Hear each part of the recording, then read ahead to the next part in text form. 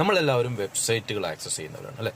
ഇപ്പോൾ ഫേസ്ബുക്ക്, നമ്മൾ വെബ്സൈറ്റുകളൊക്കെ എന്ന് പറയുന്നത് നമ്മുടെ ഒരു ജീവിതത്തിൻ്റെ ഒരു ഒരു അവിഭാജ്യ ഘടകമായിട്ട് മാറിയിട്ടുണ്ടല്ലോ. ഇപ്പോൾ ഫോർ എക്സാമ്പിൾ ഫേസ്ബുക്ക്, Instagram.com, അതൊക്കെ നമ്മൾ ആപ്പ് വഴിയാണ് ആക്സസ് ചെയ്യുന്നതെങ്കിലും ഇതൊക്കെ ഒരു വെബ്സൈറ്റ് ആണ് അല്ലേ ബേസിക്കലി. അപ്പോൾ നമുക്ക് നമ്മുടെ വെബ്സൈറ്റുകളെ മൂന്നായിട്ട് ആക്ച്വലി ഡിവൈഡ് ചെയ്യാം. ഒന്നെന്ന് പറയുന്നത് സർഫേസ് വെബ്, രണ്ടെന്ന് പറയുന്നത് ഡീപ്പ് വെബ്, മൂന്നെന്ന് പറയുന്നത് ഡാർക്ക് വെബ്. ഈ സർഫേസ് വെബ് എന്ന് പറയുന്നതാണ് നമ്മൾ കോമൺലി ആക്സസ് ചെയ്യുന്ന വെബ്സൈറ്റ്. ഇപ്പോൾ ന്യൂസ് വെബ്സൈറ്റ് പോർട്ടലൊക്കെ ഉണ്ടല്ലോ, ഇപ്പോൾ ഫേസ്ബുക്ക്, ഇൻസ്റ്റാഗ്രാം അങ്ങനെയുള്ള വെബ്സൈറ്റ് ഒക്കെ ഉണ്ടല്ലോ.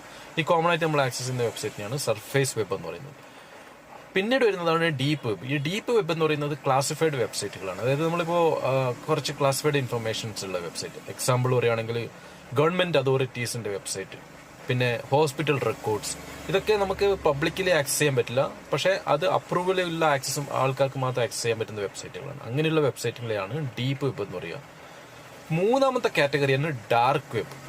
ഡാർക്ക് വെബ് എന്ന് പറയുന്നത് ഒരു പ്രത്യേകതരം വെബ്സൈറ്റുകളാണ്. അതൊരു എന്ന് പറയാൻ നമുക്കിപ്പോൾ ഫോർ എക്സാമ്പിൾ നമ്മുടെ സർഫേസ് വെബും ഡീപ്പ് വെബും നമ്മൾ ആക്സസ് ചെയ്യുന്നത് നോർമൽ URL വെച്ചിട്ടാണ്. ഇപ്പോൾ എക്സാമ്പിൾ .com, google.com അങ്ങനെയുള്ള URL വെച്ചിട്ടാണ്.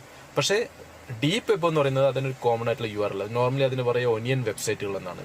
.onion അല്ലെങ്കിൽ വേറെ എന്തൊക്കെയോ ഒരു DNS നിയമമായിരിക്കും അതിനുണ്ടാവുക. അങ്ങനെയുള്ള വെബ്സൈറ്റുകളെയാണ് ഡാർക്ക് വെബ് എന്ന് പറയുക. അപ്പോൾ നിങ്ങൾക്ക് ഡാർക്ക് വെബിനെ കുറിച്ച് കൂടുതൽ അറിയണമെന്നുണ്ടെങ്കിൽ ഈ വീഡിയോയിൽ കമൻറ്റ് ചെയ്യുക.